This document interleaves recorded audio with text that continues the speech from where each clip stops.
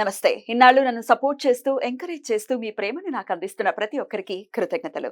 అలాగే ఈ వీడియో కూడా ఖచ్చితంగా మీకు ఉపయోగపడుతుంది. లైక్, షేర్ అండ్ సబ్స్క్రైబ్ చేసి మీ సపోర్ట్‌ని నాకు అందించండి. అలాగే ఈ వీడియో పట్ల మీకున్న అభిప్రాయాన్ని కామెంట్ సెక్షన్‌లో కామెంట్ చేసి తెలియజేయండి. ఇప్పుడు వీడియోని చూద్దాం. నమస్తే, వెల్కమ్ టు అవర్ ఛానల్. నేను పద్మిని. ముందుగా ప్రేక్షకులకి శ్రీ క్రోధినామ సంవత్సర ఉగాది శుభాకాంక్షలు. మరి ఈ ఉగాది ఎలాంటి ఫలితాలను ఇస్తోంది ద్వాదశ రాశుల వాళ్ళకి అనేది మనకి తెలియజేయడానికి మనతో పాటు సిద్ధంగా ఉన్నారు ప్రముఖ ఆధ్యాత్మికవేత్త, వాస్తు జ్యోతిష పండితులు శేషగిరిరావు గారు. మాట్లాడదాం. నమస్కారం అండి. క్రోధినామ సంవత్సరం వచ్చేస్తోంది. సో శోభకృత్నామ సంవత్సరం ఎంత అద్భుతమైనటువంటి సంవత్సరమో ప్రత్యేకించి చెప్పక్కర్లేదు.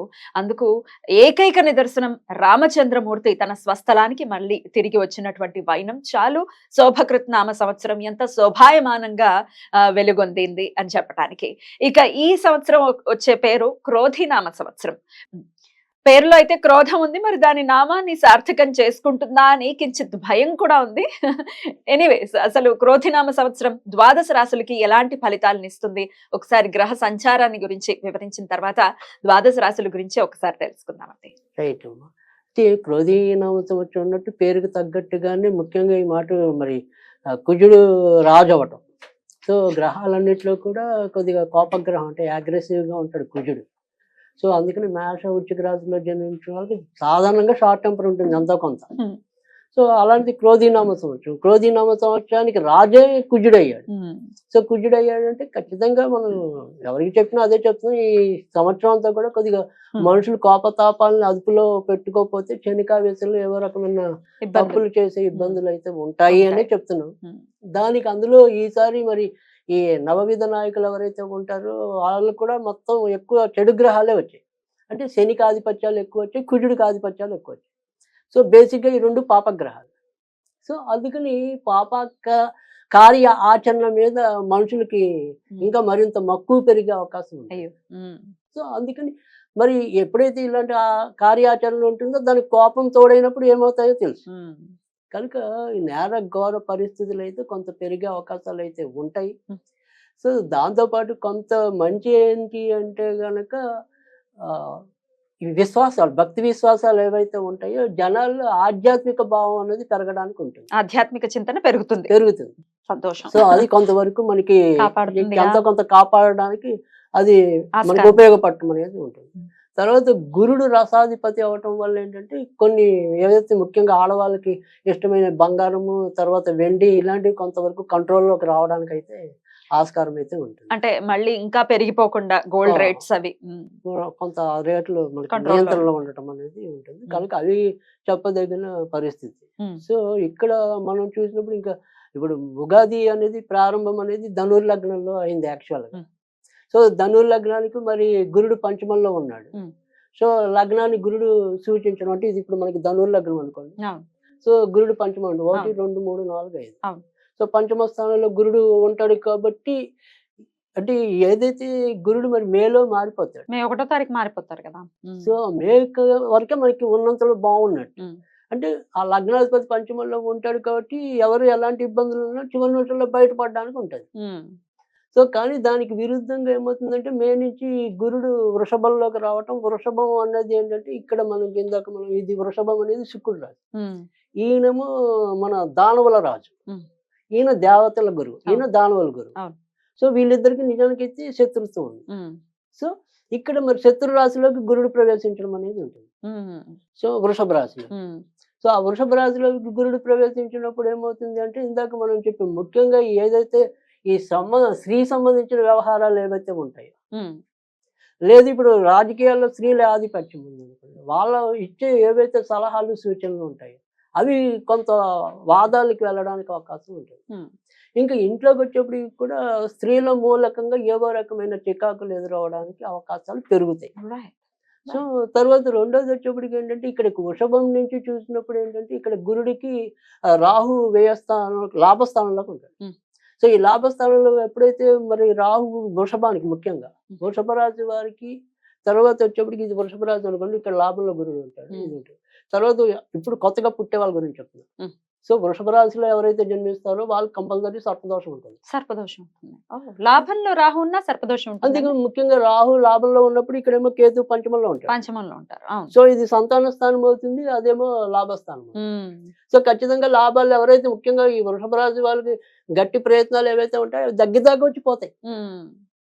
ఇక్కడ ఈ బుద్ధి అనేది వాళ్ళకి సరిగ్గా ఉపయోగపడదు. సో ఆ నిర్ణయాలు తీసుకోవడంలో ఇబ్బందులు ఎక్కువ వృషభ రాశి వాళ్ళు పొందడానికి అవకాశం ఉంటుంది. తర్వాత వచ్చేప్పటికి ఇదే దోషం అనేది కర్కాటక రాశికి కూడా ఉంటుంది. కర్కాటక రాశిలో పుట్టిన వాళ్ళకి కూడా ఉంటుంది. అంటే కొత్తగా పుట్టిన పిల్లలకు కూడా నవమంలో రాహు ఉంటాడు. నవమంలో రాహు ఉంటాడు, తృతీయంలో కేతు ఉంటాడు. కాబట్టి సంబంధ బాంధవ్యాలు ఇబ్బంది పడతాయి. ఇప్పుడు పుట్టే వాళ్ళకైతే ఇలా ఉంటుంది. ఆల్రెడీ పుట్టిన వాళ్ళకి అదే గ్రహస్థితి. ఇప్పుడు ఆల్రెడీ పుట్టేసిన వాళ్ళకి కూడా అదే గ్రహస్థితి. కానీ కొత్తగా పుట్టిన వాళ్ళకి కూడా ఖచ్చితంగా పుట్టడమే సర్పదోషంలో పుట్టినట్టు. ఎగ్జాక్ట్లీ ఈ సంవత్సరంలో ఎప్పుడు పుట్టినా ఇదే గ్రహస్థితి ఇంచుమించుగా, అంటే రాహుకేతులకు సంబంధించి. రైట్ అండి. ఇక దేశంలో ఎట్లాంటి పరిస్థితులు ఉంటాయి అనేది ఒకసారి క్లుప్తంగా చెప్పేసి ద్వాదశ రాశుల్లోకి వెళ్ళిపోతాం. రైట్. దేశంలో కూడా ముఖ్యంగా చెప్పాల్సింది అంటే ఇక్కడ వర్షపాతాలు ఏవైతే ఉంటాయి అంటే మనకు కావాల్సిన మెయిన్ వర్షం, రైతుల యొక్క ఇది. సో ఇక్కడ ముఖ్యంగా ఇందాక మనం చెప్పుకున్నాం శని కుజుల యొక్క ఆధిపత్యం ఎక్కువ అని చెప్పి. సో శని కుజుల ఆధిపత్యం ఎక్కువ అంటే మిరపకాయల పంటలు బాగా పండుతాయి. అంటే ఎరుపు రంగు ధాన్యాలు ఏవైతే ఉంటాయో లేదా ఎరుపు రంగు పంటలు ఏవైతే ఉంటాయో అవి సమృద్ధిగా పండుతాయి. తర్వాత శనికి సంబంధించి వచ్చినప్పుడు ఏంటంటే నల్లవి అంటే మిరియాలు అనుకోండి, నువ్వులు అనుకోండి, మినుములు అనుకోండి, ఇలా నల్ల రంగు పంటలు ఏవైతే ఉంటాయో వేరుశనగ దాని నుంచి నూనె వస్తుంది. సో అలా ఈ శనికి సంబంధించి నలుపుకి అలాంటివి సమృద్ధిగా పండటం అనేది ఉంటుంది. ఎలక్షన్స్ కూడా రాబోతున్నాయి, ఎట్లా ఉండబోతుంది అనుకోవచ్చు? యుద్ధ వాతావరణం ఉంటుందా? రైట్. అంటే ఖచ్చితంగా ఈసారి కూడా యుద్ధ వాతావరణం అయితే ఉంటుంది. ఆ తర్వాత సరే ఇక్కడ పెద్దగా ముఖ్యంగా మనం చెప్పాలంటే కేంద్రంలో మరీ మార్పులు అయితే ఉండకపోవచ్చు. మళ్ళీ మోదీ ప్రభుత్వమే వస్తుందని అనుకోవచ్చా? 99.5% అయితే ఖచ్చితంగా ఉంది మోదీ ప్రభుత్వం. సో తర్వాత వచ్చేప్పటికి కానీ ఇదే కేంద్ర ప్రభుత్వం కూడా అంటే ఇప్పుడు సపోజ్ కొన్ని ప్రెస్టీజియస్ ప్లేసెస్ ఉంటాయి కొన్ని. అంటే ఒక ప్లేస్ అంటే నేను ఖచ్చితంగా ఇక్కడ ఓవైసీ ఇప్పుడు మనకి అది కోంపెల్ల మాధవ్ గారు అది గెలుస్తూ అది ఓకే. నేను అలా ప్రెస్టీజియస్ ప్లేసెస్ కొన్ని ఉంటాయి కదా, ప్రతి ఒక్క పార్టీకి కూడా ఈ అభ్యర్థి అయితే ఖచ్చితంగా గెలుస్తాడు అనేది ఏదైతే ఉంటుందో అక్కడ వీళ్ళు కొంత భంగపడడానికి ఉంటుంది బీజేపీ వాళ్ళకి. బీజేపీ అని కాదు, మోరల్ గా ఇప్పుడు సపోజ్ అది వేరే పార్టీ తీసుకున్నా అంటే ఇక్కడ మాయావతి కరెక్ట్ గా ఇక్కడే గెలుస్తుంది అనుకునేటప్పుడు భంగపడతారు. అట్లాంటి ఫలితాలు అనేది ఎక్కువ ఉంటాయి. రైట్. అట్లా కానీ ఓవరాల్ గా పట్టబోయిందంటే సో అలా అతి కష్టం మీద వారిని నిలుపుకోవడానికి ఎక్కువ కనపడుతుంది. రైట్. మొత్తానికి దేశ కాలమాన పరిస్థితులు ఎలా ఉంటాయి అనేది క్రోధినామ సంవత్సరంలో క్లుప్తంగా మీరు తెలియజేశారు. ఇక ఇప్పుడు మన ఆడియన్స్ కి కూడా ఎవరైతే కామన్ పీపుల్ ఉన్నారో వాళ్ళ రాశుల గురించి తెలుసుకోవాలని ఖచ్చితంగా వీడియో చూస్తూ ఉంటారు కాబట్టి ఇక ద్వాదశ రాశుల గురించి తెలుసుకుందాము. క్రోధినామ సంవత్సరం తులారాశి వారికి ఎలా ఉండబోతోందండి? తులారాశి వారికి కూడా ఈ ఏడాది చాలా మంచి ఫలితాలు ఉంటాయని చెప్పాల్సి ఉంటుంది.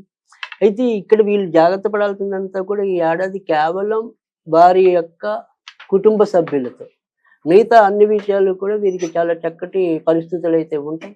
అంటే సపోజ్ ఉద్యోగంలో ఉన్న వాళ్ళకైతే కనుక అవార్డులు కితాబులు రావటం అనేది కూడా ఉంటుంది. వీరి యొక్క శ్రమని పై వాళ్ళు గుర్తించడం అనేది కూడా ఉంటుంది. దానికి తగ్గట్టుగానే వీరికి జీతభత్యాలు పెరగటం కానీ లేదంటే 10 మందిలో ఇలా గుర్తింపుగా ప్రోత్సాహకాలు అందించడం కానీ ఇలాంటివన్నీ కూడా ఈ తులారాశి వారి సంవత్సరం ఎక్కువ పొందటం అనేది ఉంటుంది. ముఖ్యంగా ఏదైతే మే నుంచి మనకి ఇంకా మరింత అనుకూలమైన స్థితిలోకి వీళ్ళు రావటం అనేది ఉంటుంది. తులారాశి వారు జాగ్రత్త పడాల్సిందల్లా కూడా ఏంటంటే ఆహార విషయంలో, అంటే ముఖ్యంగా వీరికి ఏంటంటే ఎసిడిటీకి సంబంధించిన సమస్యలు ఉంటే అవి పెరగడానికి ఉంటుంది. తర్వాత కొంతవరకు కాలేయ సంబంధించిన వ్యాధుల్లో కొంతవరకు రావడానికి ఉంటుంది. కాబట్టి అవి రావడానికి కారకమైన విధానంలో మాత్రం కొంత జాగ్రత్తగా పడటం. అంటే కాలేయ సంబంధించిన వస్తాయి కాబట్టి దానికి సాధారణంగా మందు కొట్టే అలవాటు ఉంటే అది మానుకోవాలి. ఇంకా తర్వాతకి వచ్చేప్పటికి ఏంటంటే ఈ విడిగా అంటే అలాంటి అలవాట్లు లేకపోయినా కూడా రావడానికి ఉంటుంది. అలా రావాలి అంటే కనుక ఖచ్చితంగా అన్నం ఏదైతే ఉంటుందో వాటి ఆహార విషయాల్లో కొంతవరకు శ్రద్ధ వహించవలసి ఉంటుంది. ఆ ఒక్క విషయం కనుక వీళ్ళు కనుక జాగ్రత్తగా వీళ్ళు పరిశీలనలోకి తీసుకున్నట్టయితే కనుక ఈ ఏడాది వీరికి కూడా చాలా అద్భుతమైన కాలం. ముఖ్యంగా ఏంటంటే ఆల్రెడీ విదేశాల్లో ఉన్న వాళ్ళకి అక్కడ వీరికి మరింత ప్రతిభా పాఠవాలు పెరగటం అనేది ఉంటుంది. తర్వాత ఇదే తులారాశిలో జన్మించిన ఈ కళాకారులు ఎవరైతే ఉంటారో అంటే అది సినిమా రంగం వాళ్ళవచ్చు, టీవీ రంగం వాళ్ళవచ్చు, లేదా ఇలాగా బయట భరతనాట్యం, కూచిపూడి ఇలాంటివన్నీ ఉంటాయి కదా, ఇలా కళారంగానికి సంబంధించిన వ్యక్తులు ఎవరైతే ఉంటారో వారికి కూడా అవకాశాలు మెండుగా ఈ ఏడాది లభించడం అనేది ఉంటుంది. వాటిని మీరు సద్వినియోగపరచుకోవడం అనేది కూడా ఉంటుంది. తర్వాత ఇదే తులారాశిలో జన్మించి రాజకీయ రంగంలో ఉన్న వాళ్ళకి కూడా మేలో మరి చక్కటి రవి ఓట్లకి రావటం అనేది ఉంటుంది. కాబట్టి ఆ రాజకీయ రంగంలో ఉన్న వాళ్ళకి కూడా మంచి జరగడానికి అవకాశం ఉంటుంది. గతంలో వీరు ఎక్కడైతే ఓడిపోయి ఉన్నారో ఒకవేళ ఇదే తులారాశిలో జన్మించి గతంలో ఎక్కడైనా ఓడిపోయి ఉంటే ఈసారి మళ్ళీ తిరిగి వాళ్ళు కనుక పోటీ చేస్తే గెలిచే అవకాశాలు కూడా మెండుగా కనిపించడం అనేది కూడా ఉంది. కనుక తులారాశి వారికి కూడా కేవలం వారు ఏంటంటే వారి యొక్క సొంత ఆరోగ్యం అంటే వ్యక్తిగత ఆరోగ్యం, ఈ వ్యక్తిగత ఆరోగ్య విషయంలో కొంతవరకు శ్రద్ధ వహించాలి. తర్వాత వచ్చేప్పటికి ఏంటంటే అమ్మగారు నాన్నగారితో మాట్లాడే విధానంలో కొంతవరకు జాగ్రత్త పడాలి. లేదు అంటే కనుక వారికి అమ్మగారు నాన్నగారు వాళ్ళ నుంచి రావాల్సిన ఏవైతే ఉంటాయో వీళ్ళకి పంచే విషయంలో కొంత వాళ్ళు ఇబ్బంది పెట్టడం అనేది ఉంటుంది. కనుక అలాంటి విషయాల్లో కొంతవరకు జాగ్రత్త వహించాలి. వ్యక్తిగతంగా ఉండే అలవాట్ల విషయంలో కొంతవరకు జాగ్రత్త పడితే కనుక తులారాశి వారికి కూడా ఈ ఏడాది అంతా కూడా చాలా మంచి కాలం అనేది చెప్పాల్సి ఉంటుంది.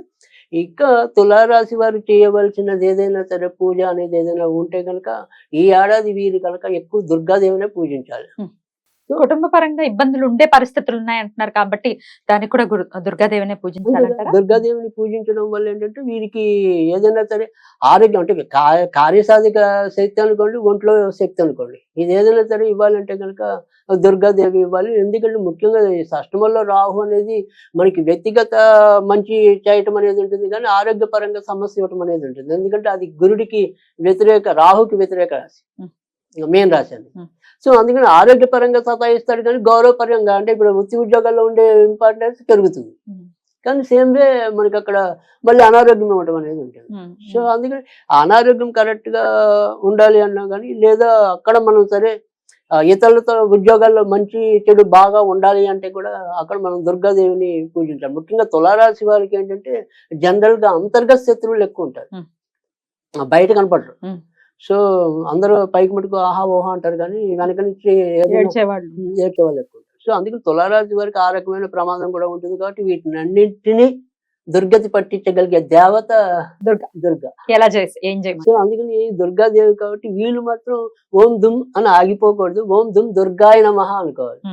సో ఓం దుమ్ దుర్గాయ నమః అనేది నిత్యం చదువుకోవాలి. లేదంటే వీళ్ళు కూడా దుర్గా సప్తశతి పారాయణ అనేది చదవాలి, లేదా దుర్గా 21 నామాలు, ద్వాదశ నామ అది నామాలు. సో అది పఠించడం వల్ల కూడా మేలు జరుగుతుంది. రైట్ అండి, అద్భుతంగా.